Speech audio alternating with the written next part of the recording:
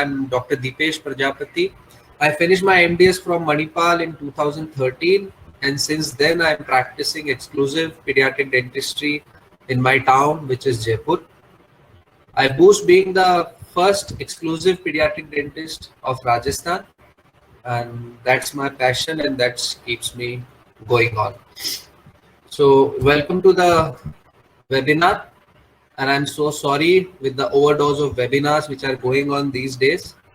And if you read it right, it's a webinar, you're at the right place. But I'm sorry for those who just didn't read it right. We all are into this profession to earn money, to have our basic necessities fulfilled, to run our families, our clinic. Investment has always been my area of interest, and we all know there are stocks, gold, mutual funds, term deposit, bonds, debenture, and many things which our investment consultant tells to invest our money on and increase that investment. The best investment being your financial advisor, I'll advise you the best investment is knowledge. I truly believe the returns the knowledge earned can give, no other investment can give. So it's my sincere request, and probably you people are here to keep on learning new things and keep improving your portfolio, whether it is professional or economic. Coming to the topic, what I see in most of the dentists who are practicing in my vicinity or the other dentists whom I talk to, they often try avoiding treating kids. I don't know whether it was the training which they were rendered in the BDS days or some other reasons, like they feel that the child is going to cry and who's going to tackle the behavioral issues of the child. And so they usually either refer their kids, the kids patient, to their pediatric dentist they know, or they call in a pediatric dentist. And some do say that this milk, it's a milk tooth, is not gonna shed, it's gonna shed and doesn't require a treatment, which is absolutely not right. So my aim of this presentation will be to tell you what the scope of pediatric dentistry is and how starting a sincere pediatric dentistry with your own hands can lead to better family satisfaction and obviously increase in your income as well. So there are two type of people whose behavior you have to tackle, and trust me, it's easier to tackle behavioral issue of the kids than their parents. It's the parents who never change. It's easier to change or guide the behavior of the child. So if you are patient, if you are not doing with the child doesn't like on the day one, see, we cannot do a painful therapy in a child on the day one of the treatment. You have to be patient. I know the parents gonna force you that my child is not able to sleep since 3 nights. I want you to either extract that tooth or do a root canal in that particular tooth, but that is not the way a pediatric dentist or a dentist who likes kids and wants to work with kids work.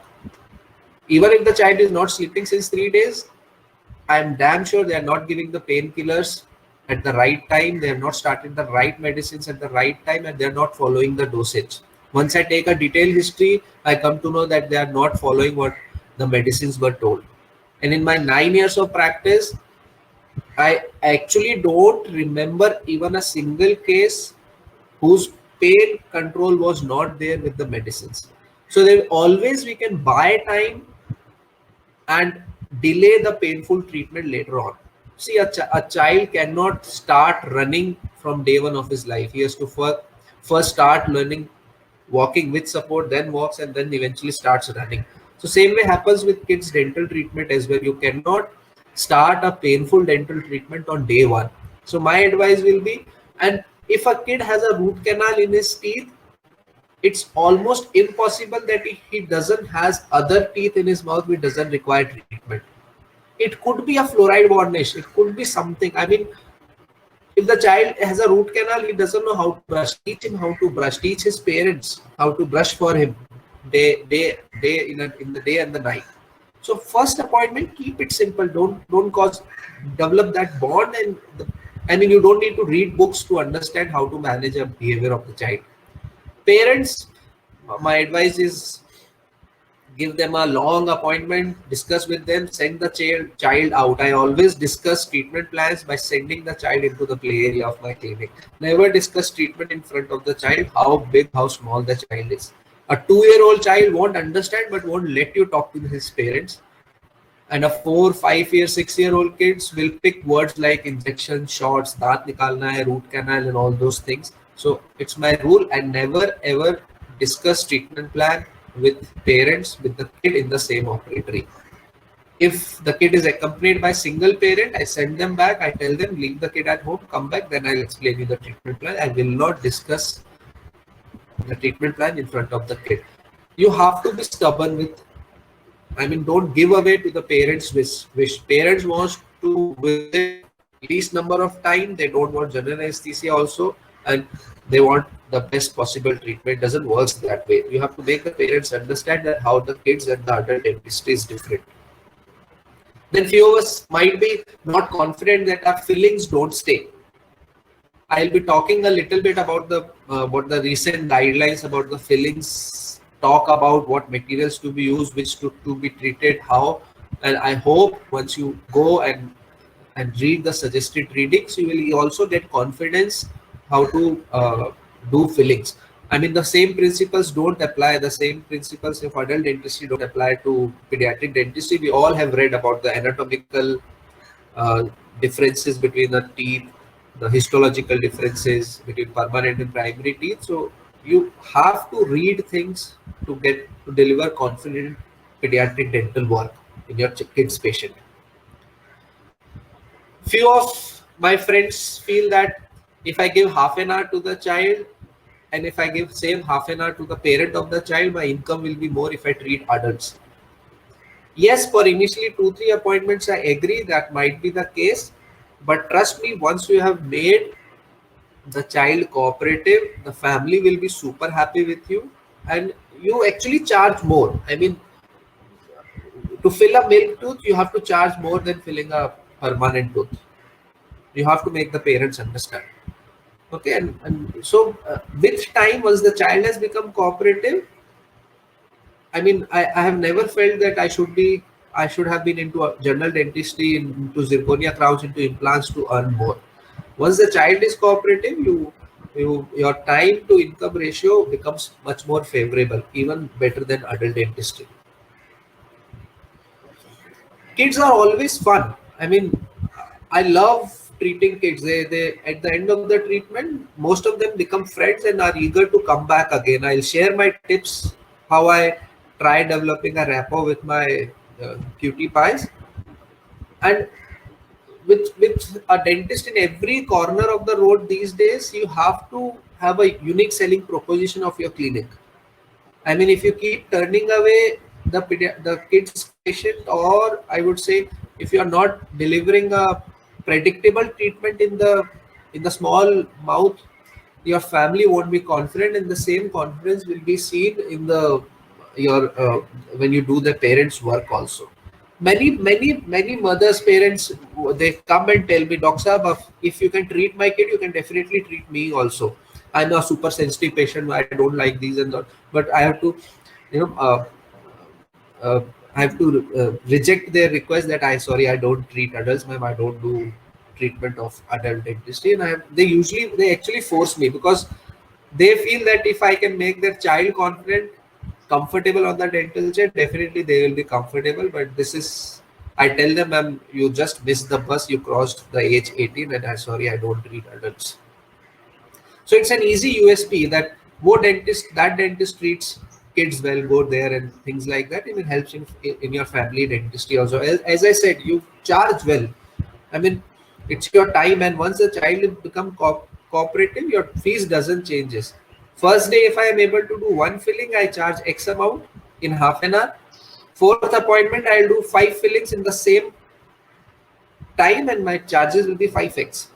So that's how I say that eventually with the same kid, the time and income ratio improves. As I said, kids are fun. I mean, I've not done an adult patient before since I started my MDS, but I was not enthusiastic that adult patient is about to come, yeah, yuppie, nothing like that. I mean, and every kid is fun. Even the child is coming crying or howling or smiling or dancing. You tend to have fun in every kid, however they behave. So I feel kids are fun and they keep you going on. You look forward for next kid to enter your operatory, however tired you are. So let's talk about child and parent management. As I said, you need not read books to understand that how to treat a child. We all know you have to be slow, you have to be patient yourself. See, to become a good kids dentist, first thing is you have to have patience in yourself, and second thing is you should like kids. If you feel that you don't have that patient personality and you actually hate kids, which some people do, I mean, nothing wrong with that. So I guess it's not your cup of tea. But developing some patience and loving kids is, I think, if it's there, you can be a good kids dentist as well along with your family dentistry. So you always have to tell, show, do. I mean, I don't have to tell you these things, that first be patient, first show the child, show it on the mother or himself, and then the child cooperates. There's nothing magic in that. So your first appointment has to be a long appointment. You have to give enough time for that first consultation. Trust me, my first consultation always runs from 40 minutes to 1 hour. The child comes in, the first day I take x-rays. I know each tooth diagnosis. I mean, severe early childhood caries, rampant caries is not the diagnosis which will help you treating the case. It's easier to write on the case because severe early childhood caries or rampant caries, but not nursing bottle caries. But you need to know the pulpal diagnosis of each or periodicular diagnosis of each tooth before forming a treatment plan. So that's one reason I don't like OPGs for very young kids. Specifically, that D and E or the premolar area are not very clear, and there's often a proximal overlapping there. So OPG, if I know many, when people come to me with second opinion with an OPG hand with a other dentist, advise them to get an OPG. First of all, a 4-year-old kid won't sit or stand in that OPG machine to give you a good OPG, quality OPG. And then with all the hard efforts, they get the OPG done also after shooting or trying to shoot it for 4 or 5 times that extra radiation to the child. And then they come to me and I tell them, sorry, I can't even count the teeth properly, how many teeth are there in his jaw. Forget that, I can tell you a caries diagnosis also. So for kids, I feel high quality digital radiographs is a must. I'll talk about how to make the radiography comfortable as well in the later part of this consultation. I don't like RVGs, but uh, once you have those X-rays, you know the definitive diagnosis. You have taken a detailed history of that kid, and then formulate the treatment plan. Make it a flow chart. First appointment, I'll do this oral hygiene only. I'll brush and floss and send the kid. Second appointment, I'll call in for the fluoride bondage. Third appointment, if there are sealants, I'll do no drill fillings. Then I move to drilling fillings, and then I do things which will require local anesthesia. So you have to make the parent understand, and the parent ask question blocks up. But we have come to you with pain in that tooth. I want you to treat that first. You have to make them understand. If you don't have time, get the child under general anesthesia. And general anesthesia is something which I don't prefer personally.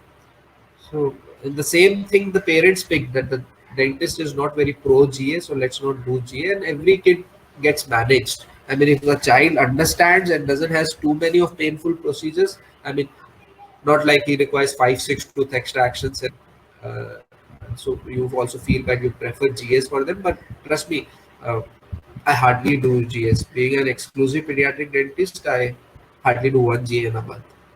So, and I feel, I boast about it myself. I do feel good about it that I'm subjecting kids to less general anesthesia and managing them on chair, and the kids go happily. It's not like we hold them and do treatment; they go happily. So first consultation is important, and what I have understood is the parent reads your face. They read your confidence on the face, and how you give a confident look by reading well, by having adequate knowledge of the subject. See, same tooth, an implantologist would like to do an implant, an endodontist would like to do an RCT.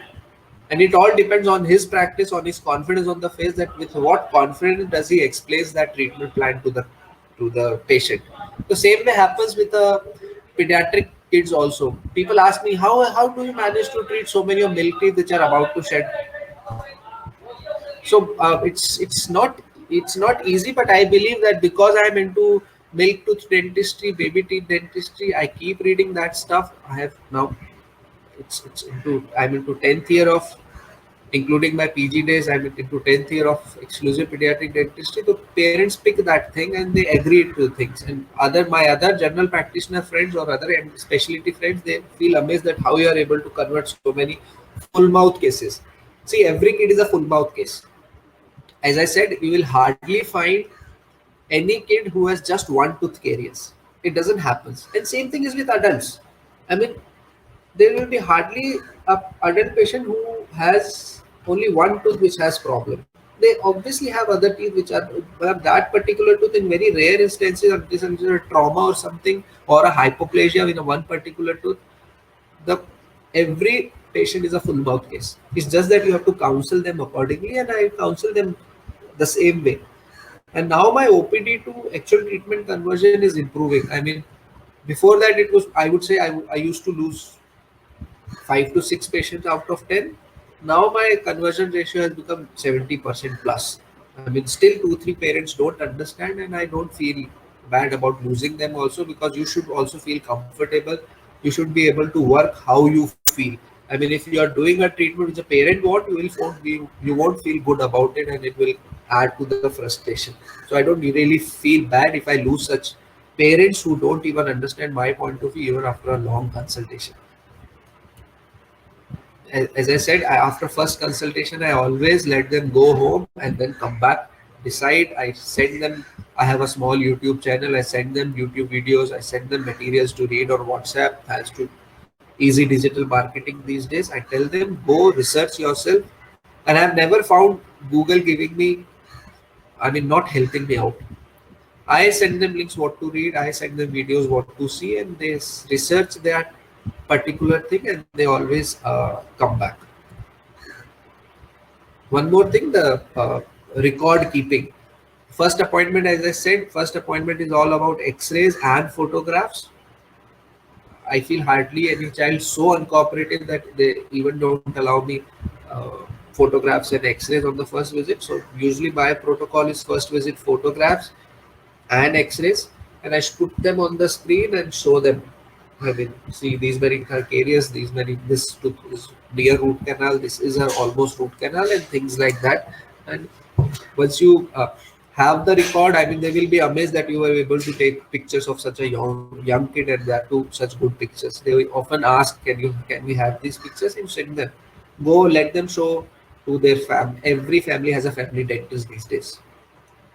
So in the family, I mean, some blood relative. So let them go. I tell them, I will advise you to take a second opinion from a pediatric dentist.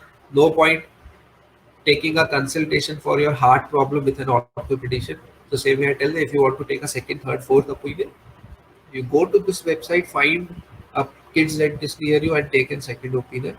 But take it with a person who treat kids, who read about kids dentistry and all those things. So don't jump on the treatment. Let them go back. Tell them prices on the first visit, that this is the full treatment cost.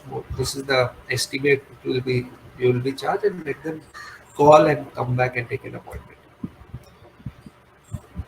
I said managing kids is very easy. Parents is okay, but grandparents is little difficult. I'm still figuring it out that how to make them understand. And I feel so.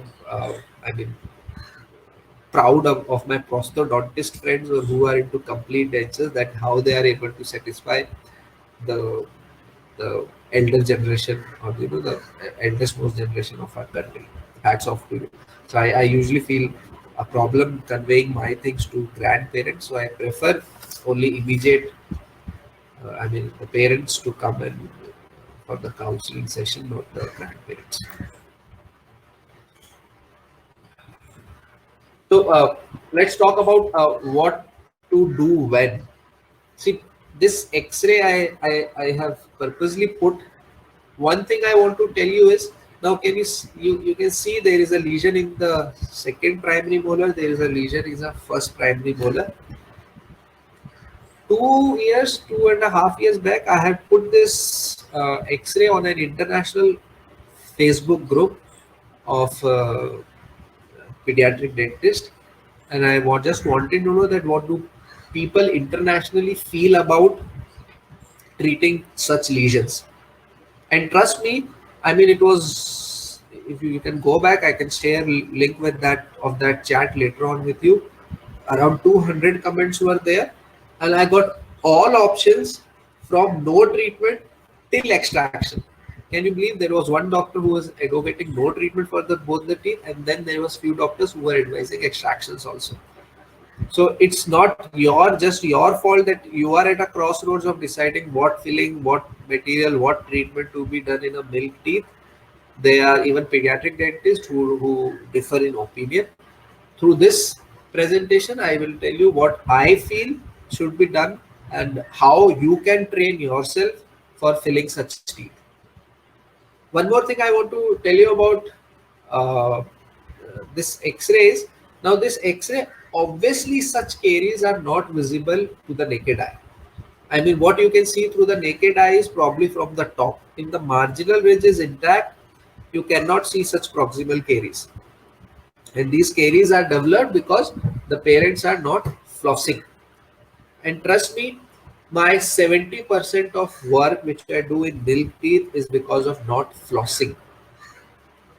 Parents know, most of them brush their kids' teeth, but hardly people floss. And with the jaws size changing, they are constricting. The teeth are becoming even more crooked. The posterior teeth are having tighter contacts, and this is leading to more food impaction. And thanks to the great modern diet, which is causing all issues from dental caries to cardiac issues. So if a child comes to me with even a single caries, suppose a class 5 on the canine, I advise patients all bite wings.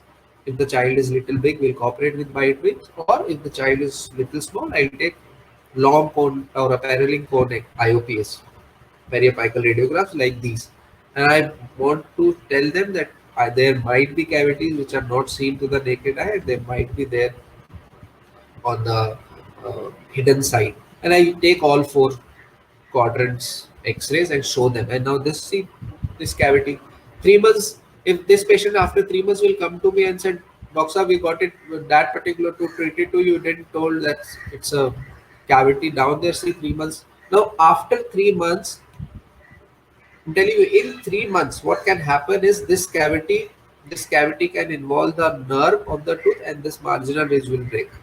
And suddenly, one sudden day, the marginal ridge will break, and the parent will realize such a big cavity has come in such a small time. So always be sure, because you are taking records, you are counseling them for long. Now you are responsible. You have to share the responsibility of the kid's oral hygiene with the parent.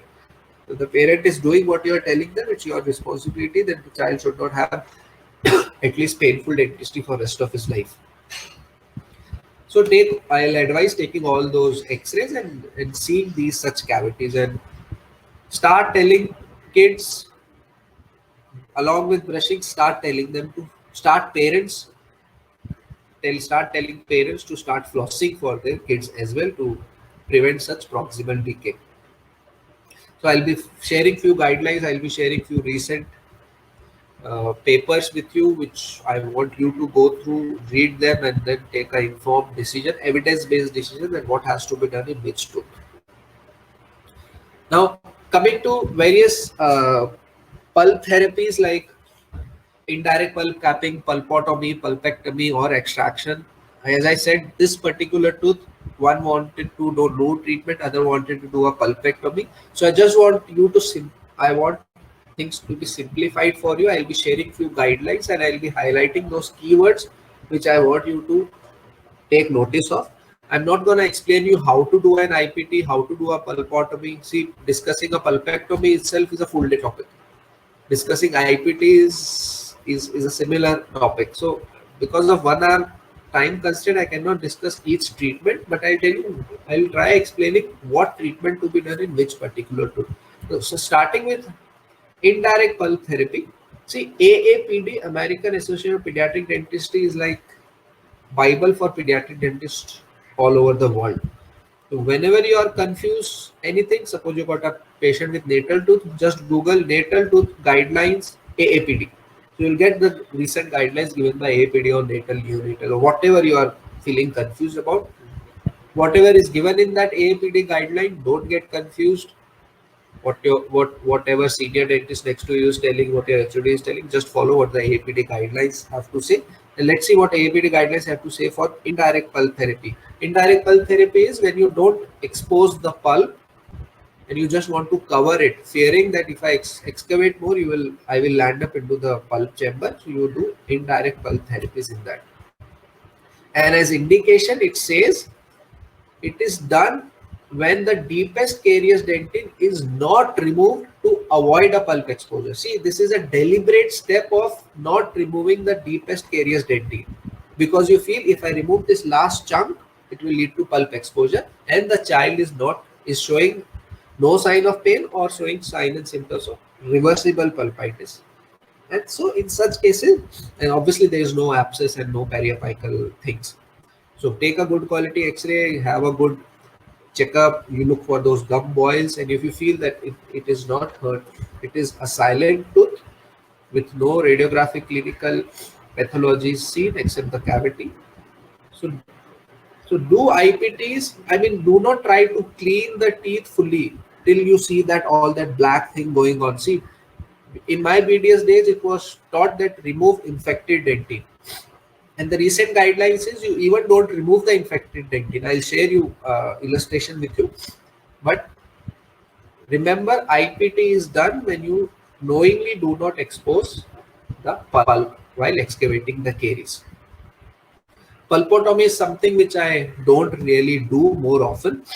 I do pulpotomies only when it's a trauma case or by mistake I have exposed the pulp with my air rotor or spoon excavator, and with experience these things tend to decrease, lessen down. So I think I've not even done 10 pulpotomies in 10 years of my pediatric dentistry experience.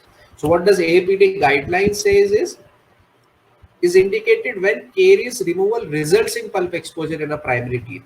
If the pulp is already exposed with the caries before coming to your clinic, it's not a pulpotomy case.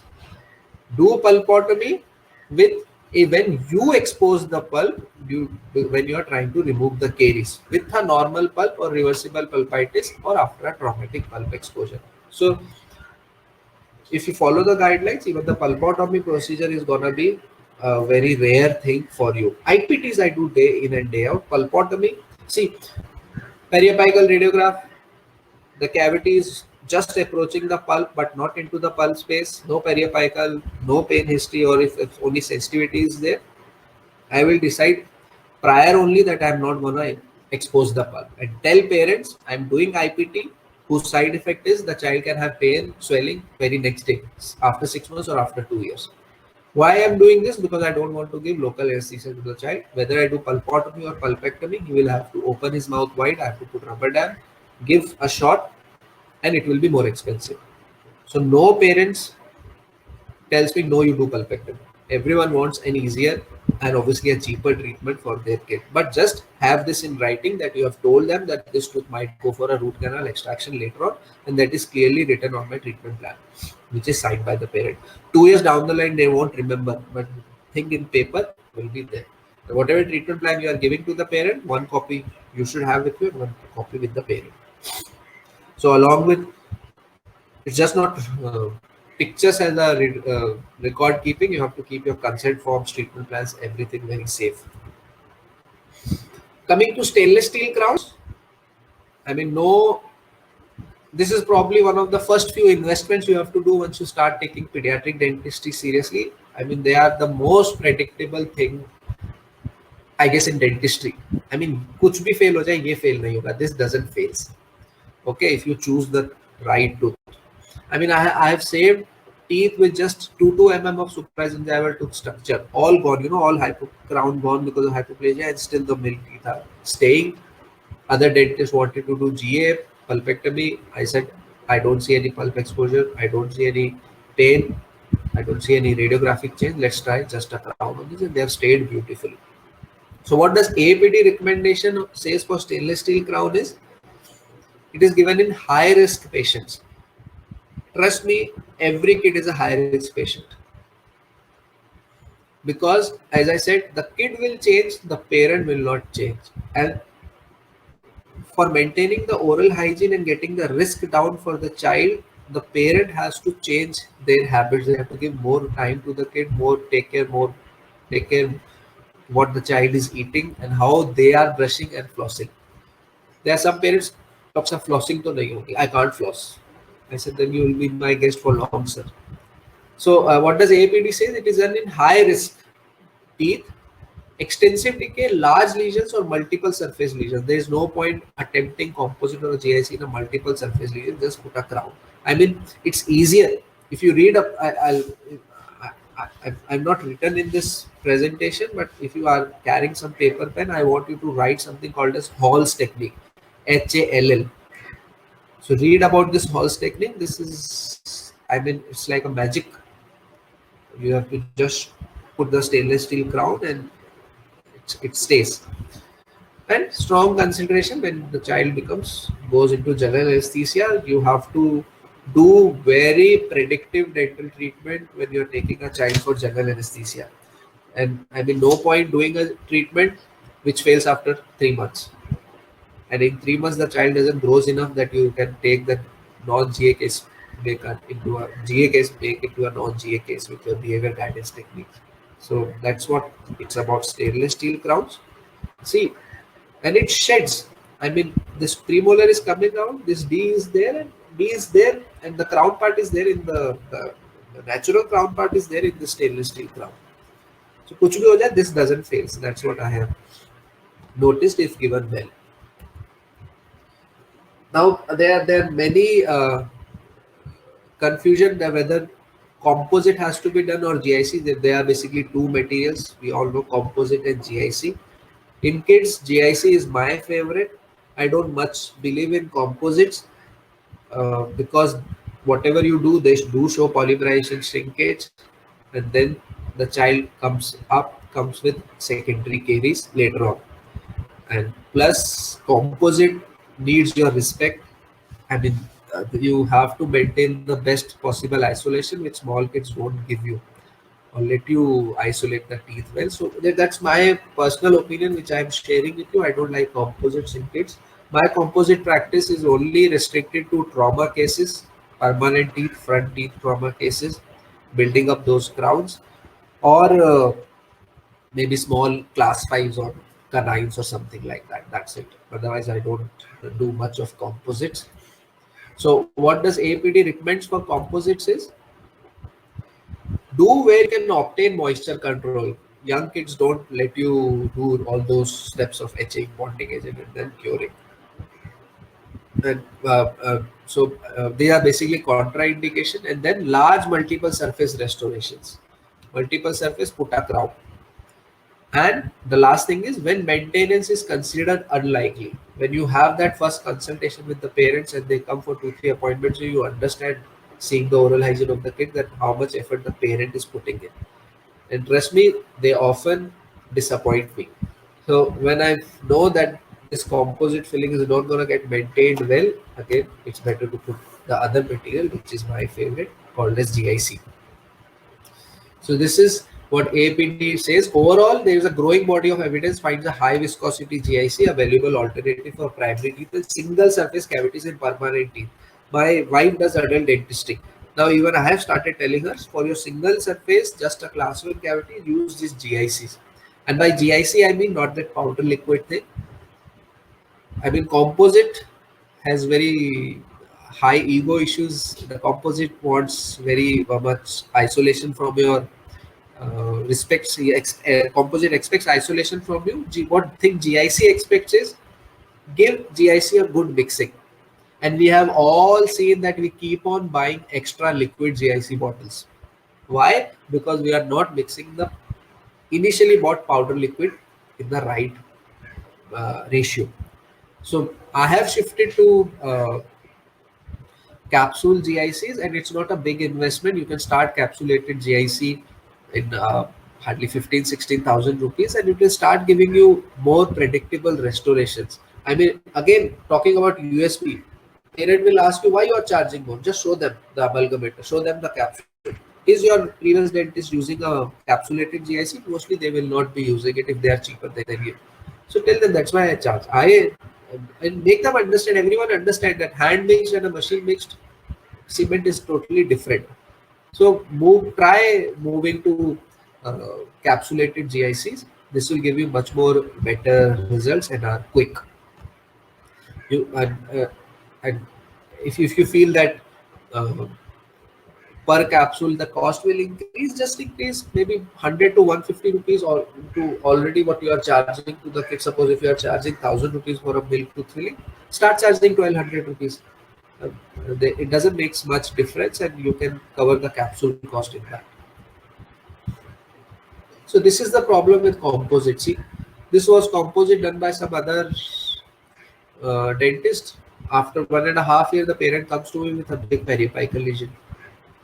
Why? Because the secondary caries happened below the composite, and I'm damn sure the parent never flossed it here, which caused cavity, and it never stopped. And now this tooth requires removal. Not even you cannot do a pulpectomy in this. So this is something which this came after my post graduation, and I found it very interesting. Is the ICC recommendation in 2015? There are a set of 3 papers, I think.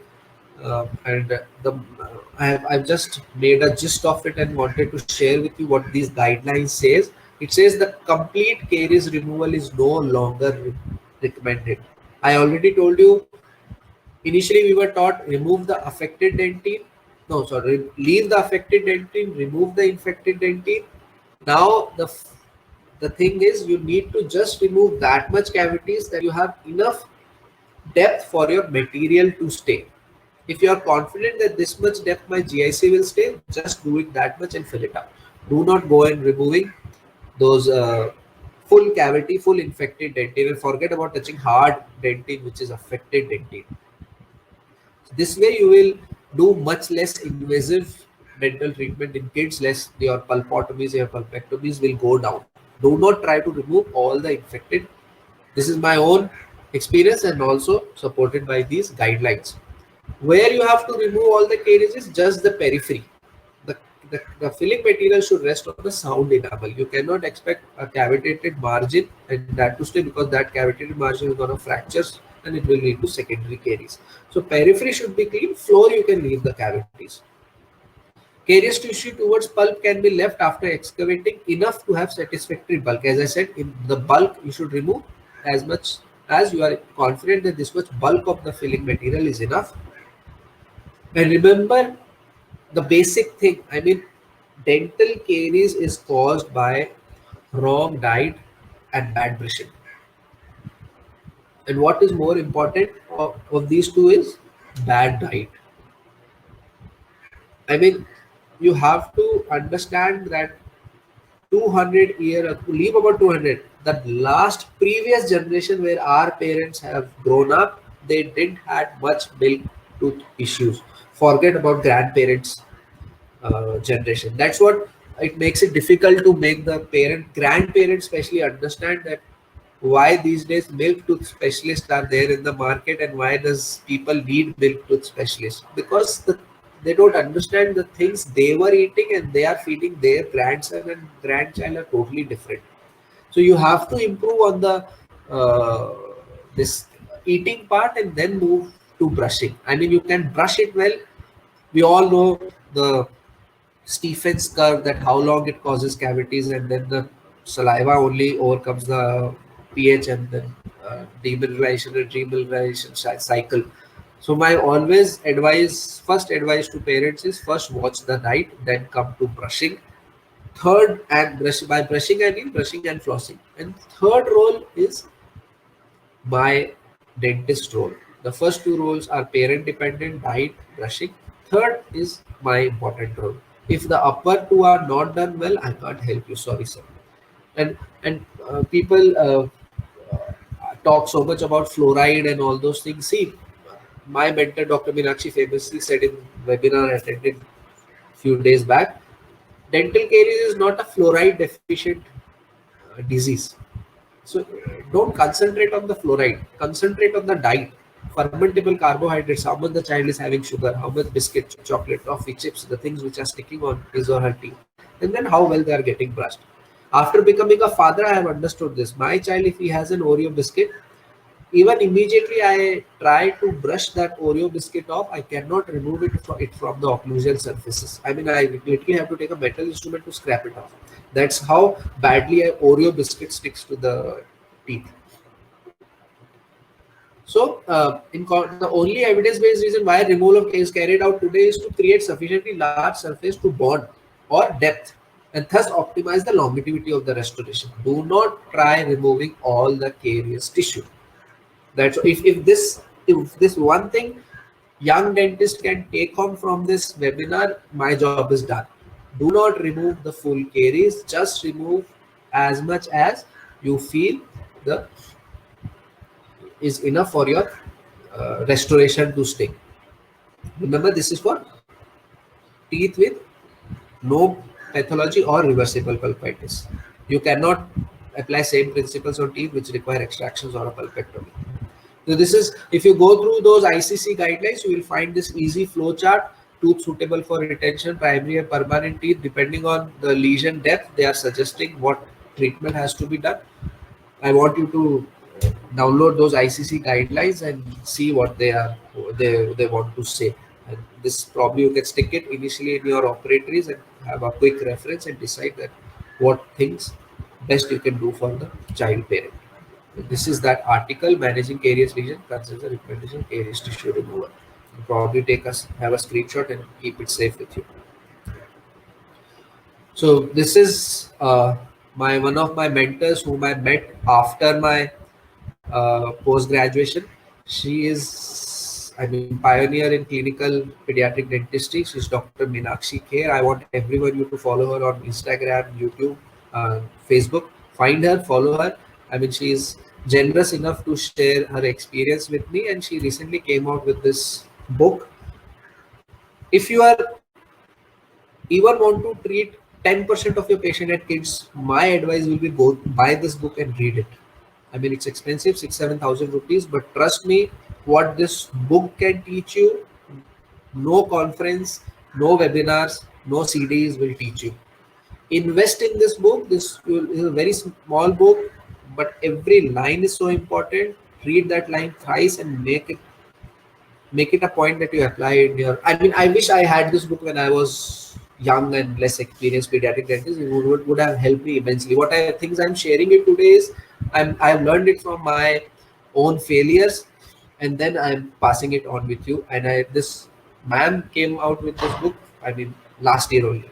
So have this book, read it, and start treating your kids' patients confidently. She also runs Pedo Pathshala, I mean, in Mumbai. If you follow her page, you will get the notification when the next thing is happening.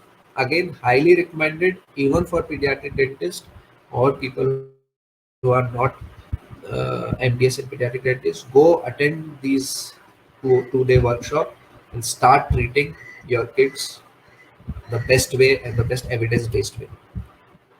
This is what I wanted to explain. This I have taken from ma'am's book only.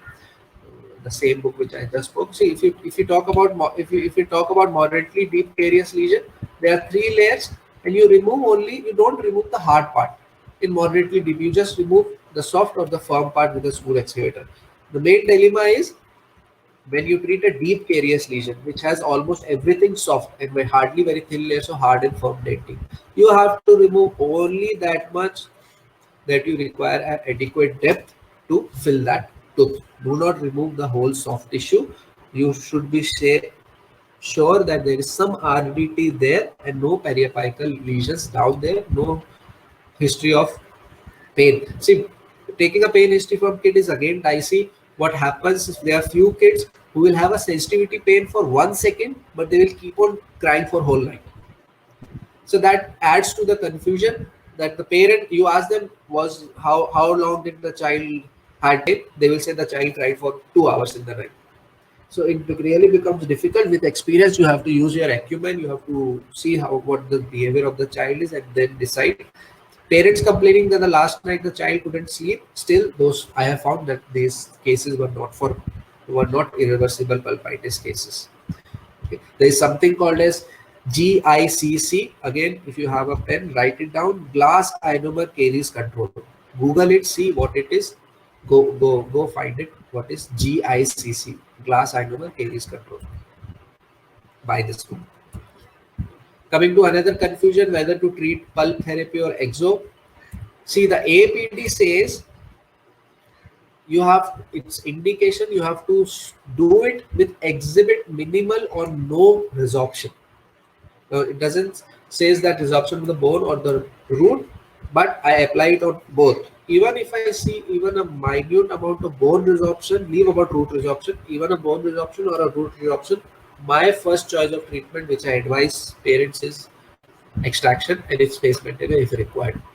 With time, I have realized that pulpectomy can have few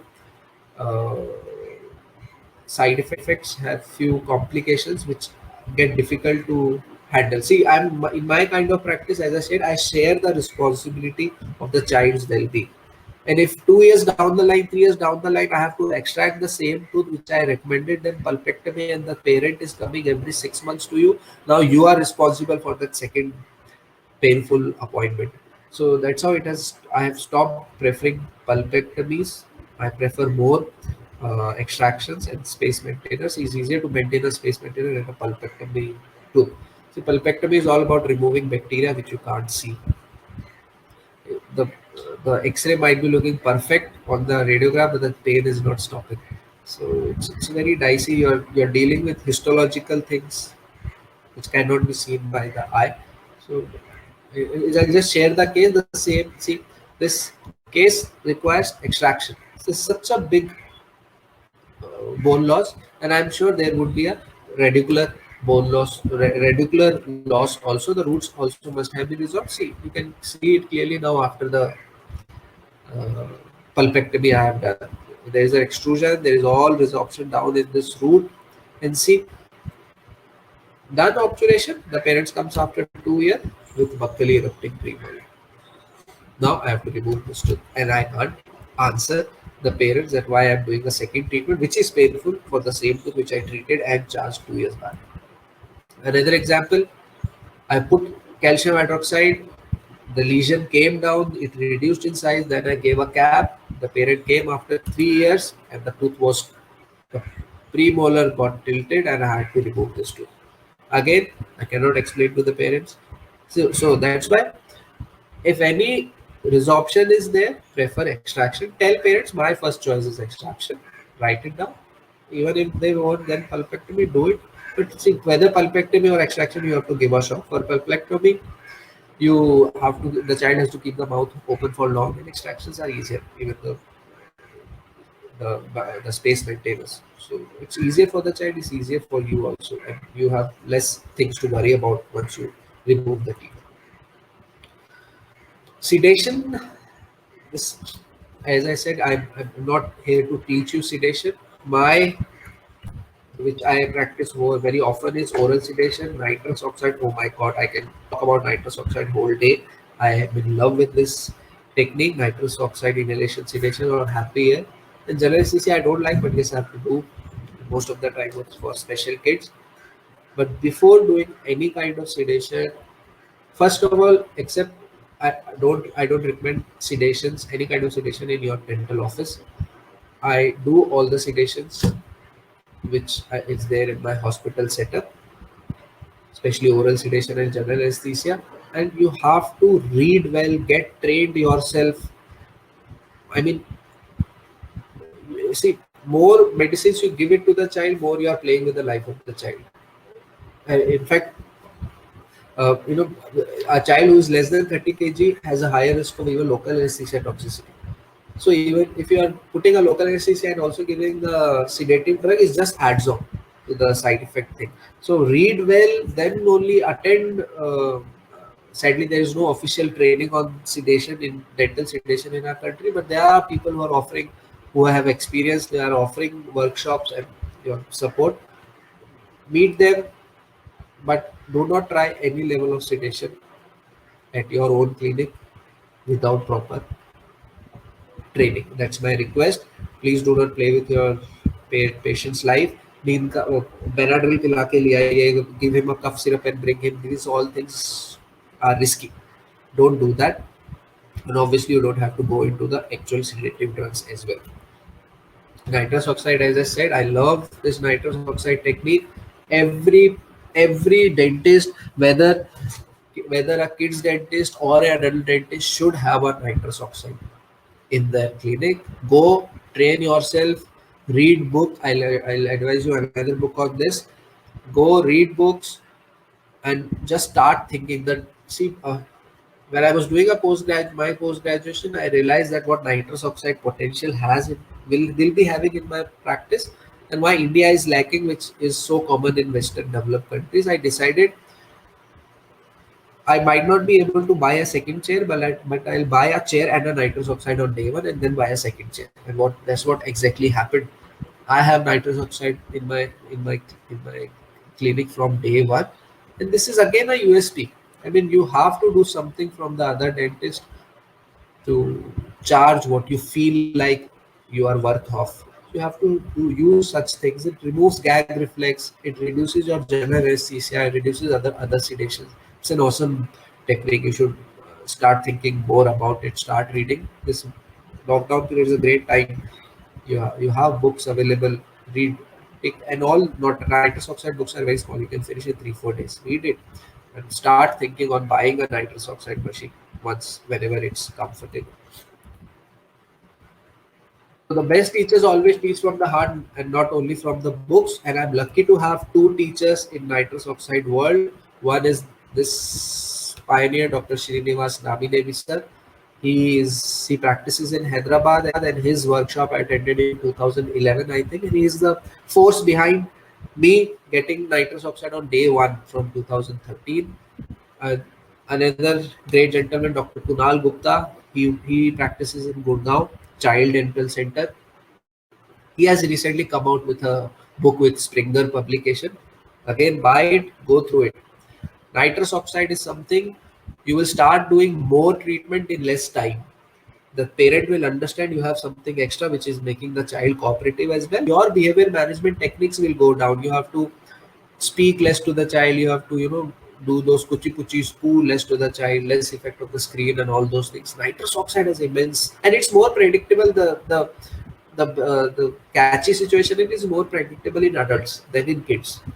So I think you should start taking nitrous oxide very seriously. And I wish the Indian dentistry 10 years down the line will be nitrous oxide dentist. Coming to other aspects of, I'll quickly just wrap up. I think I have to wrap up in 5-6 minutes. So other things which probably a general dentist is missing, I'll just go through these slides, are preventive practices like caries. There's something called as silver diamine fluoride, which is being very much used. It has pediatric as well as geriatric use. And the bottle doesn't cost more. It comes around 2,500 to 3,000 rupees. It has to be applied with your bonding agent applicator tips. So buy this, start using it, because you will find its uses in geriatric as well as pediatric age groups. Varnishes is something which is preventive. We all know what fluoride varnish can do. If the parent is coming every 6 months to you and the evidence suggests that this child needs varnish, keep putting it. It keeps on your uh, fee also running, and it's nothing wrong in doing the right treatment. So I love this fluoride varnish. It comes in many flavors. I have 4 of them. I ask the child which flavor you want, mint flavor, caramel, or cherry, and they also get involved in the treatment and they eventually like the treatment. SDF, I'll just share a case of SDF with you. This was a 2.5-year-old kid with a supernumerary tooth and cavities here. On X-ray, we realized that these are very near to the nerve of the tooth, and he was actually not cooperating. I not cooperating in fact that I could click a picture for him. This is a picture clicked by the parents themselves. So I told them what we can do is we can put SDF, arrest this lesion, and once the child becomes cooperative, we can hide that. The problem with SDF is it turns the carious lesion into black like this. So once the child grew up, we could do strip crowns over it. See, it's almost gone.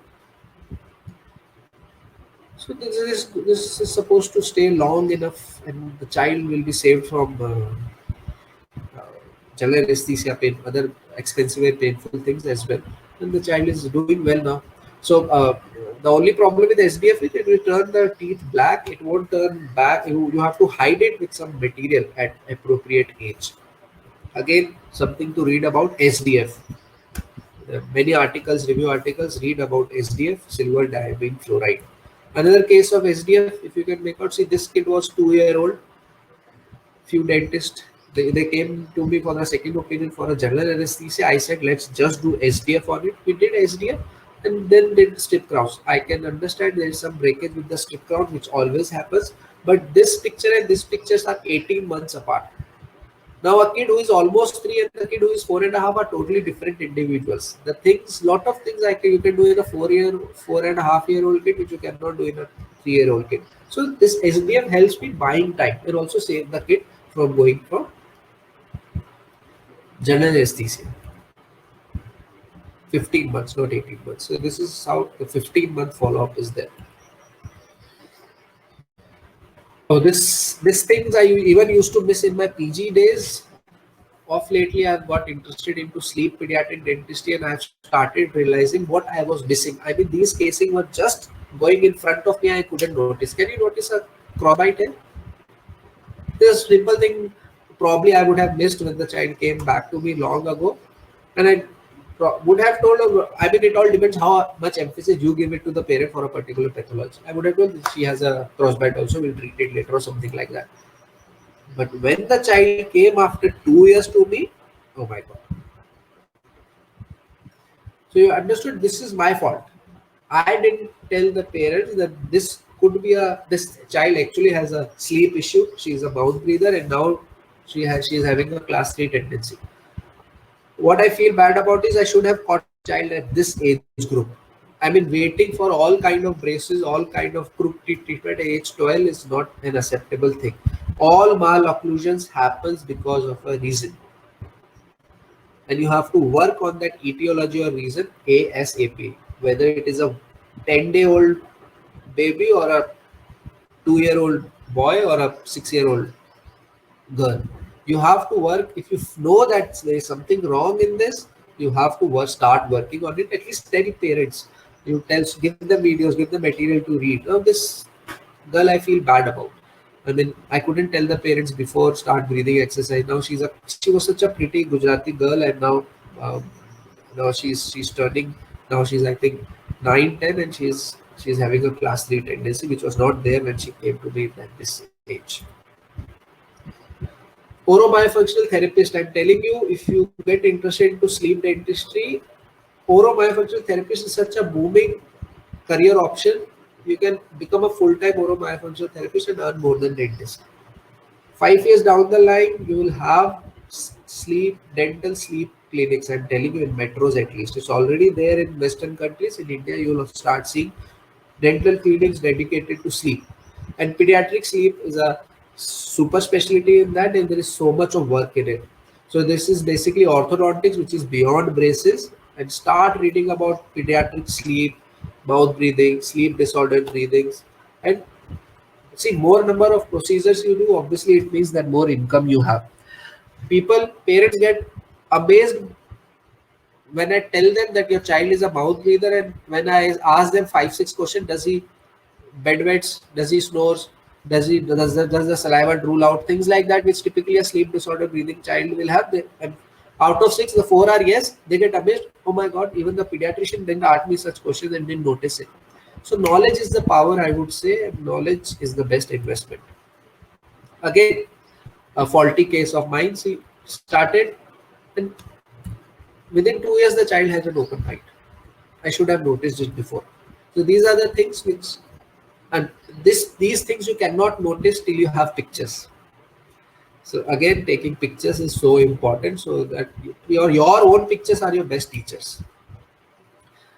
Dr. Gayatri Moge, she practices in Hyderabad. She is my mentor in sleep. All expansions, as I said, orthodontics beyond braces. She's the one who helps me out, and I'm grateful to God that I have such lovely mentors, Dr. Meenakshi K, Kunal Gupta, Dr. Namin Nisar, Dr. Gayatri Moge. Her clinic is Tooth Buddies. She's in Hyderabad. Go contact her, read, because people don't entertain you till you are interested in the subject. No spoon feeding. For if the mentor is great, they won't spoon feed you. So again, I'm thankful to ma'am who has taken my practice to another level since 2 3 years. Small marketing tips: contact your pediatricians if you are interested into sleep dentistry. You have started doing sleep cases. Tell your ENTs and pediatricians who are in local area. Tell them what you are doing.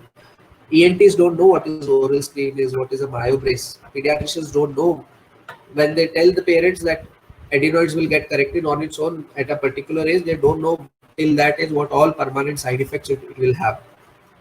And pediatric dentistry is all having an emotional touch, constant touch with your kids and eventually parents. So this is something, a small token of love I give to my regular patients. They are just keychains, and these pictures are old. I mean, they are at least 4 5 year old pictures. And once you give a keychain with a 5 year old kid on it to a parent of a 10 year old kid, now the child has grown up. It's very nostalgic, and there is an instant emotional, touchy moment between you and the parent is not gonna leave you as a dentist and will recommend other people to you as well. There's a one thing which I do is I send birthday cards to all my kids. Now it has become a very hectic job. Like every week I have to dispatch around 20 birthday cards, but my front desk staff is doing good efforts in doing that. And I always add a personal note at the back of the birthday card to let them know that whatever I want to convey, I see the case to see pictures and put a child specific remark on that birthday card. And this is how a parent shared my birthday card on her Facebook wall. This is digital marketing for you. So anticipate these things. I mean, milk tooth cavities, दूध का दांत है झड़ जाएगा, no need of treatment is all wrong things. 5 months see that the child deteriorated from here to here. Here I could have put SDF, do GIC strip counts, anything to save it. Now this is like extraction pulpectomy. The parent didn't got serious. So see, understand that do not take milk teeth for granted. See again, teeth, 30 months follow-up. See the primary dentition, crowded primary dentition, check whether the child is mouth breathing. Tell them that the permanent teeth are gonna come, get crooked. The parents will not agree with you. कि दूध के दांत तो सही है, why the permanent teeth will come back. When they will actually come, they will come back, oh, that dentist has correctly predicted that the teeth will come, and then they will spread over that this dentist is knowledgeable.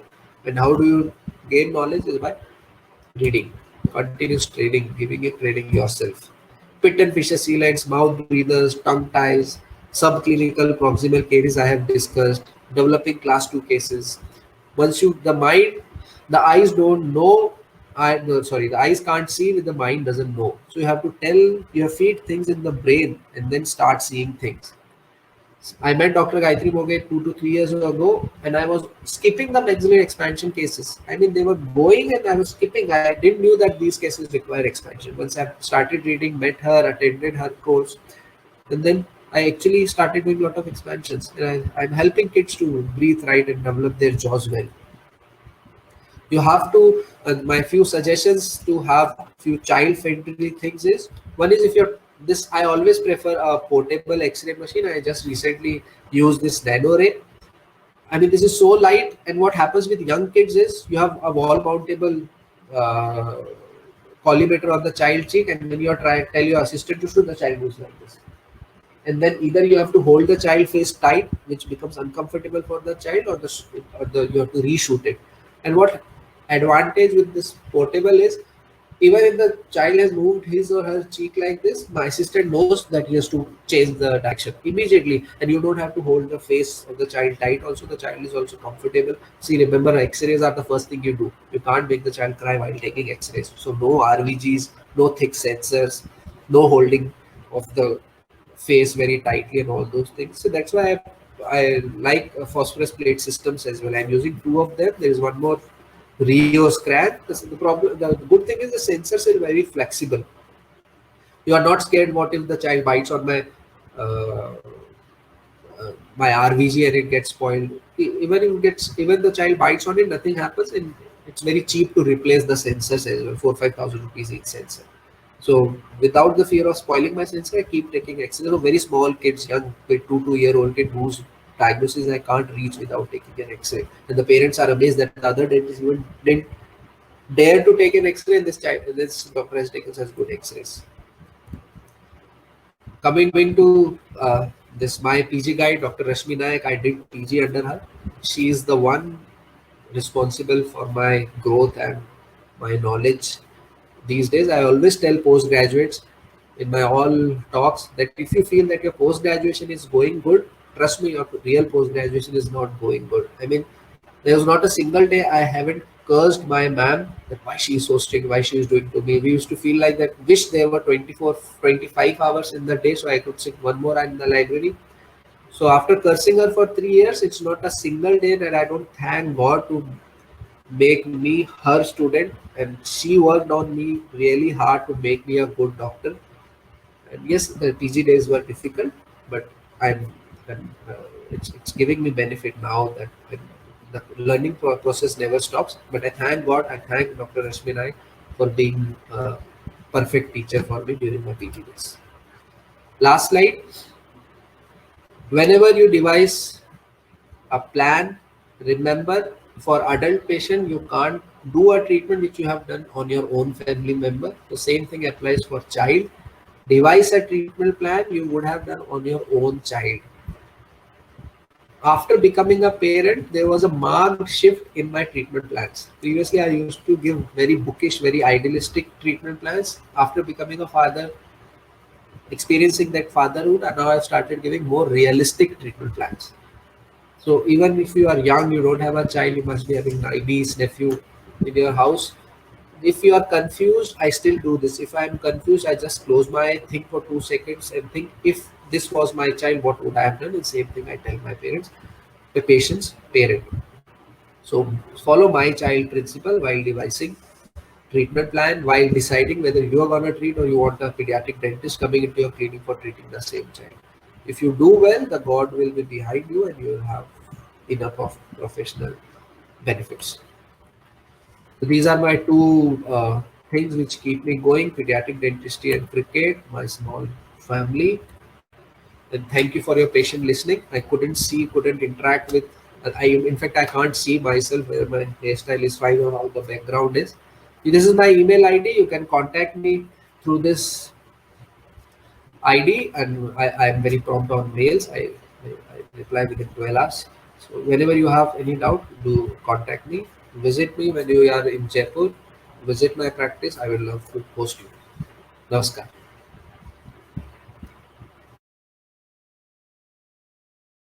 Dr. Rashmi says that majority of the parents do not agree for full mouth IOPS. See, it's the way you want to work. They feel unnecessary. They are the culprits. They caused cavities. Okay, first make them realize that it's your fault you caused cavities.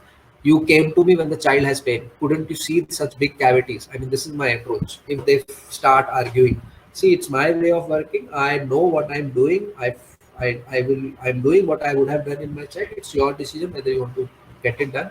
And usually, that first exclusive pediatric dentist of Rajasthan, they don't have much options. But you have to be confident that you're not doing anything wrong, and then you let the patient go. I mean, don't treat what the parent wants. Got something from Dr. Monali.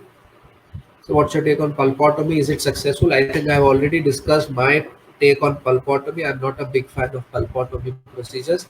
The basic thing with pulpotomy is that you want to judge a histological condition by a clinical test of stopping the bleeding. And for how long you need to put the cotton pallet to stop the bleeding? 1 minute, 5 minutes, 10 minutes, 3 minutes. There is no fixed guideline. So this basic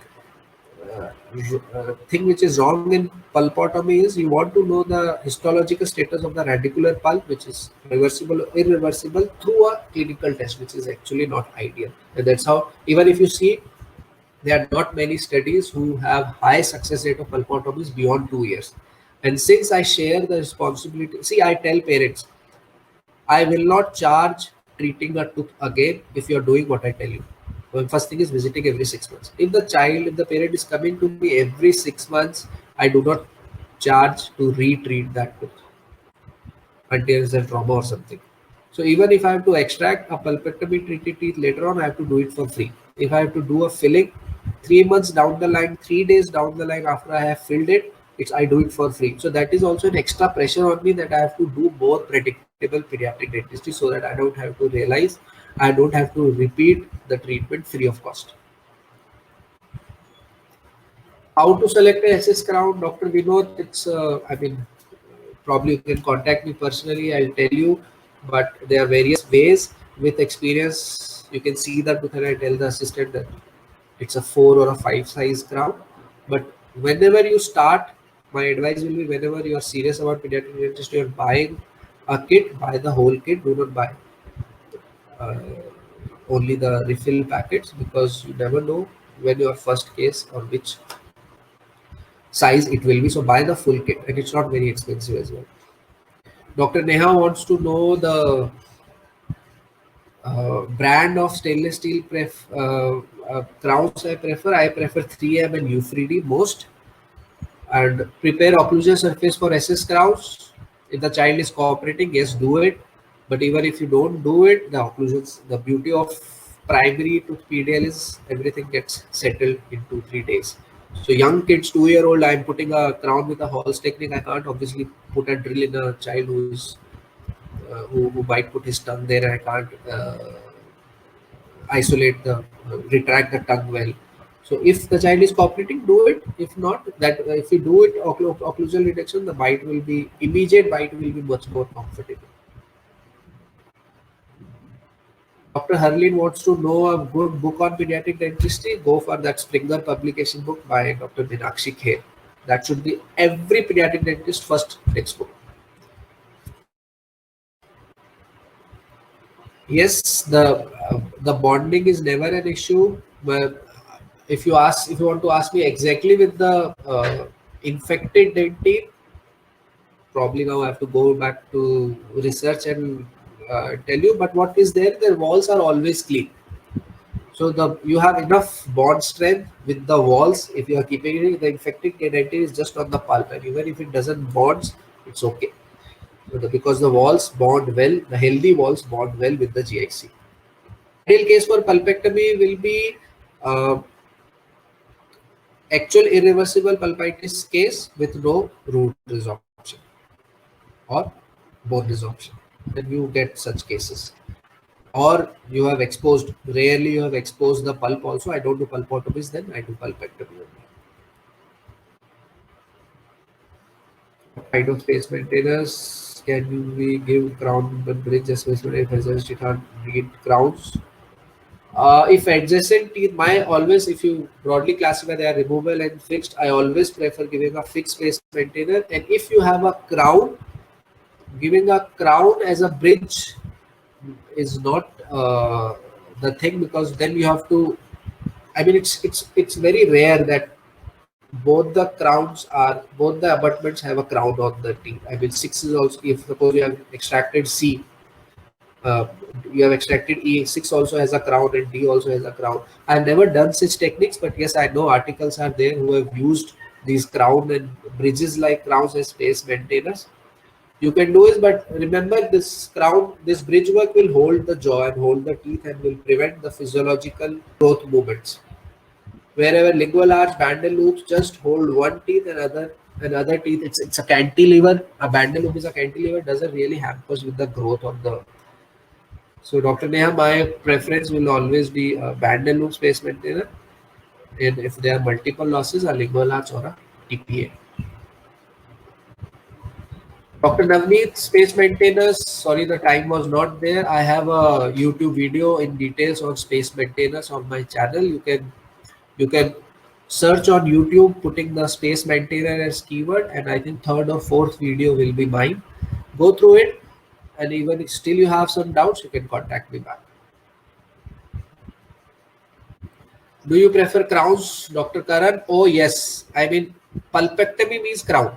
It's not a different thing. When I tell parents, I tell the price including crown. I don't tell them pulpectomy this much and crown this much. It's always a package. I decide what is best for their child, and you decide whether you find me best or not. I don't let parents interfere with my treatment plan.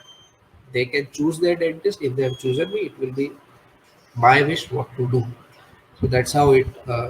I do it. Crowns is always there. What crown you prefer for anterior teeth? Anterior teeth, see, zirconias are best, but problem with zirconia is you need too much of cutting. You need local anesthesia. The best aesthetic wise is zirconia crowns, but I use open window stainless steel crowns also and other things. But since I have started doing more extractions for the abscess teeth, my crown practice has uh, also gone down. I'm doing more predictable things now. I don't have to fear. I did a pulpectomy, and after 6 months, the patient is coming back with the swelling again, or the tooth is not erupting. It has got tilted, the premolar tooth. So my favorite crowns are zirconias if indicated. Can we use fluoride varnish? Oh yes, you can use fluoride varnish in any age group, but I don't really prefer those gels. I use varnish in all age groups, but just control the dosage and make the parent understand. I don't do varnishes for the kids whose parents can't control the diet and brush well. If the child comes to me every time with a mature plaque, using a disclosing agent in all follow-ups is my standard practice. I use disclosing agent and tell parents that how well they are brushing. So, and I click pictures, I have records. And if I know that this child is not brushing well at home, I don't put varnishes in that.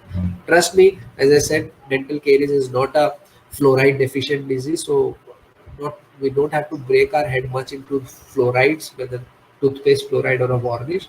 First, make the parent understand is the diet, and second is brushing and flossing. If they're doing it and I still feel that varnish is required, then I do it. 1.5-year-old kid, if aesthetics is not an issue, SDF with fluoride will be a better option, because you can't do good dentistry in 18-month-old kids. SDF is, as I said, silver diamine fluoride.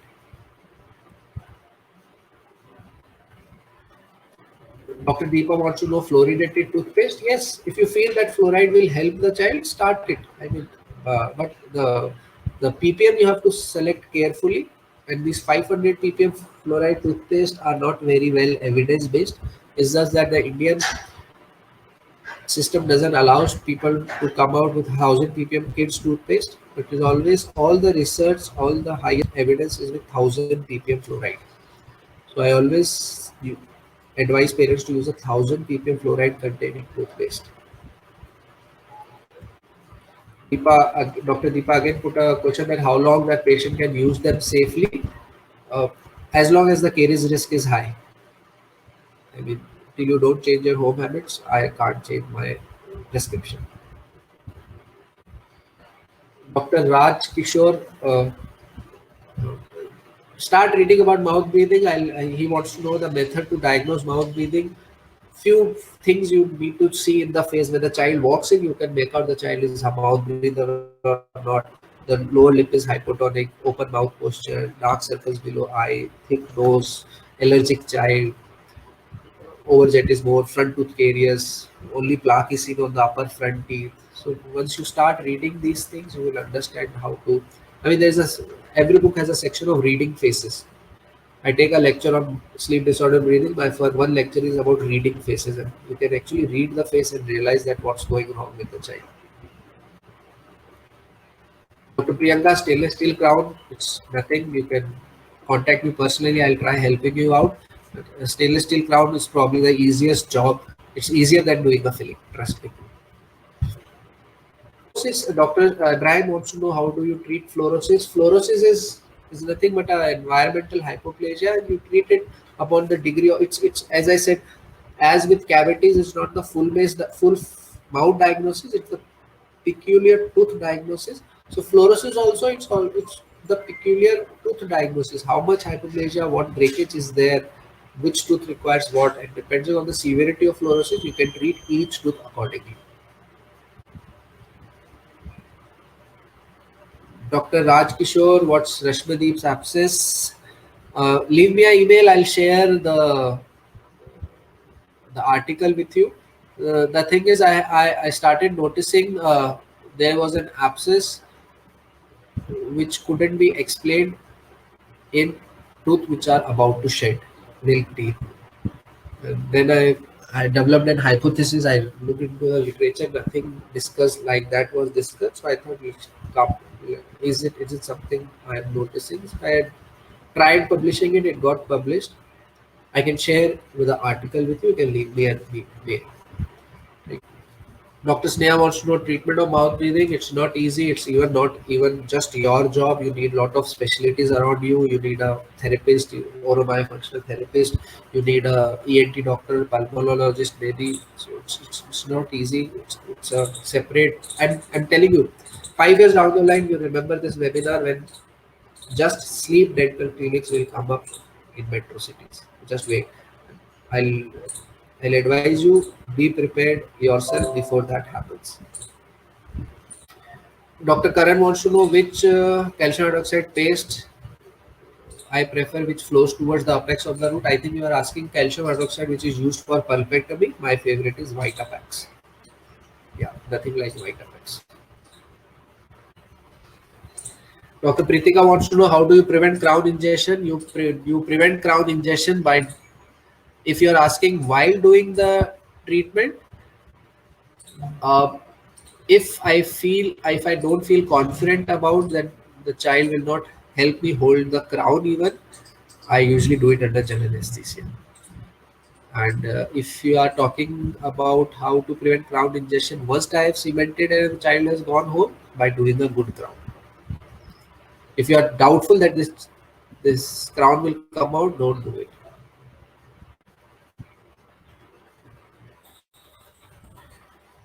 Chemical caries removal, Dr. Neha, this is something which is really going to come out with post-COVID things. I mean, my plan is to reduce the air rotor and micromotor use as less as possible. So chemical caries removal is something I have yet to start venturing in. But again, for chemical caries control, you have to have time for it to react with the tooth, have a rubber dam and then strip it off. With recent guidelines advising that you can put a GIC over an infected dentine. So I don't think so you need a caries removal agent to remove that infected dentine. Just use a simple spoon excavator, scoop enough out to have enough depth for your caries. Dr. Pinky Rochlani, how to convince parents that it's just a milk teeth? I am a milk tooth specialist. I mean, what else they want? I don't treat adults. For me, it's easy because I don't treat adults. I have a perfect line. I'm Rajasthan first dentist who don't treat adults. The the government, the worldwide people are there who are called themselves milk tooth specialists. They are not fool. They are not foolish. I mean, government is not foolish to provide master's degree to become a pediatric dentist. I'm telling you, train yourself, read, have that confidence on your face, and the parents will catch your confidence on the face. You have to speak less, and more of your body language will speak. How to manage uncooperative child for pulpectomy? First, make him cooperative. Every kid who understands, who is not special, who can understand what you are saying, every kid who is not lacking the cooperative ability. Lacking cooperative ability means either the child is too young or the child is special. Otherwise, all kids will become cooperative sooner or later. It's just that you have to be patient and apply the right techniques. Uncooperative child, first day if you want to do pulpectomy, he will become uncooperative only. So don't try invasive things till you have become confident with the child. In my practice, I don't, as I said, I discuss things after sending the child out. The child doesn't know that today it's an extraction appointment or pulpectomy appointment for him or her. I've seen the parents become extra smart and try to prepare their kid that today they're gonna have a shot, and then they become uncooperative. I have to cancel the appointment, send them back. Sorry, I can't manage because you have told the kid that what is going to happen against my advice. Conscious sedation procedures, there are various methods, IV, oral, inhalation, conscious sedation, which level you want to go. I prefer nitrous oxide most to reach the conscious sedation level. And it's amazing, Dr. Rupesh. You should totally start thinking. Everyone should start thinking about this. Dr. Anchal, you can contact me through my email ID for further guidance. I'll try whatever I know. I'm not that expert, still I am also learning and it will never stop. So you can contact me through my mail ID. I'm very prompt with my mails. You can share pictures, records there, and I will talk.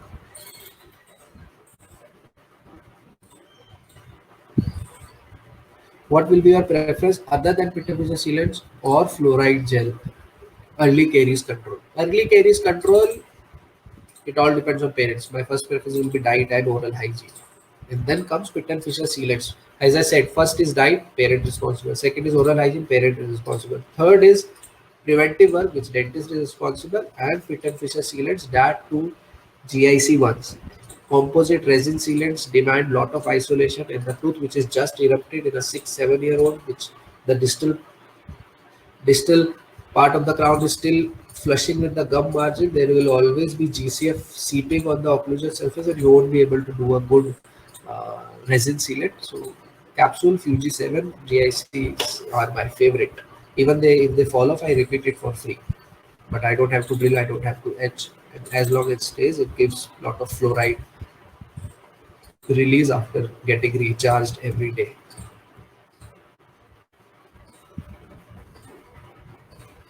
Mentally challenged, you want to say the special children, general anesthesia is the option only. If the things are, we can do it if the things are not painful, you can do it under physical restraint. But if things are painful, physical restraint is, I'm afraid, the general anesthesia, I'm afraid, is the only option, Dr. Anil, for mentally challenged kids. CPP ACP on primary tooth, is it effective? The evidence says no, it's not.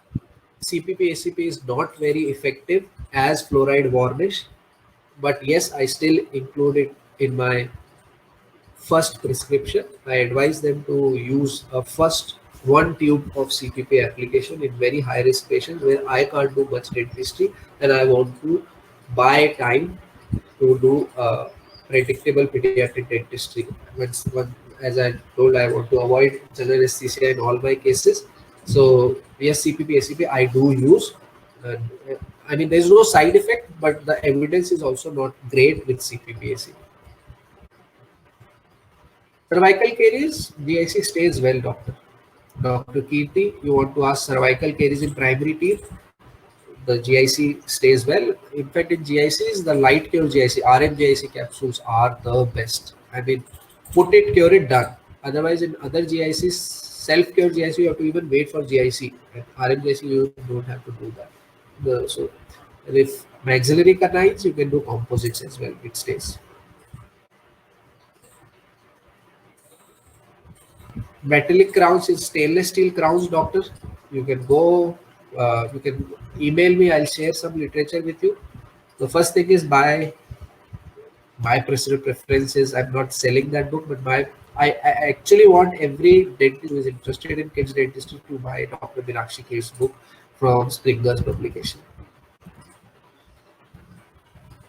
I'm just writing my email ID again. I am from Jaipur. You can, whenever you are in town, please mail me, contact me. I'll be happy to host you. It's a good tourist destination. once the COVID-19 scare is over, do visit me, my practice, whenever you feel like. I have two practices. One is my own practice. Another one is in hospital dentistry, where I do all my sedation work. Thank you. Namaskar.